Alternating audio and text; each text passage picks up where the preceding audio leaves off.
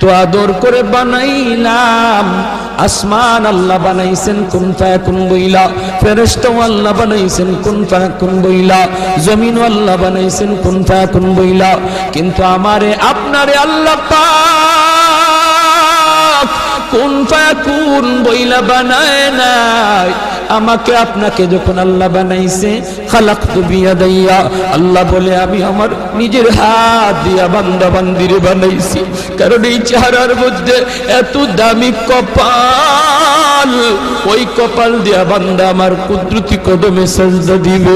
এই কপালটার এত দাম, এই কপাল কুন ফায়াকুন বললে হয় না, এই কপাল ফেরেশতাদের হাতে বানাইলেও হয় না, আমি আল্লাহ নিজের হাতে বানাইছি। আল্লাহ পাক কই আমি আল্লাহও দেখি জমিনে কেমন অন্যায় হয়, অত্যাচার কেমন জুলুম হয়, জমিনে কেমন অন্যায় হয়, অত্যাচার হয়, কেমন জুলুম হয়, কেমন গুনাহ হয়, আমি আল্লাহ দেখতেছি। আমি আল্লাহ দেখতেছি আমার নবীর নায়েবে রাসূল উলামায়ে কেরামের সাথে কেমন আচরণ হয়, সবই আল্লাহ বলেন আমি দেখতেছি।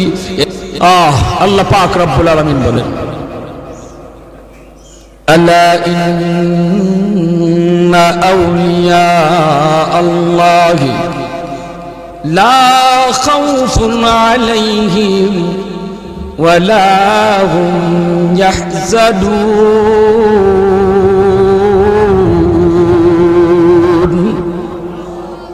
আল্লাহ পাক বলেন যারা আমি আল্লাহর ওলি, এদের কোনো ভয় নাই, চিন্তা নাই, পেরেশানি নাই, টেনশন করার কোনো প্রয়োজন নাই। যারা আমি আল্লাহর ওলি, এদের সব কিছুর জিম্মাদার কে? আরো জোরে বলেন কে? ওলি কাকে বলে, কাকে বলে, কি জন্য ওলি কাকে বলে? সহজ ভাষায় বোঝার জন্য আমি বলি, ওলি বলা হয় যারা আল্লাহরে খুশি করতে পেরেছে।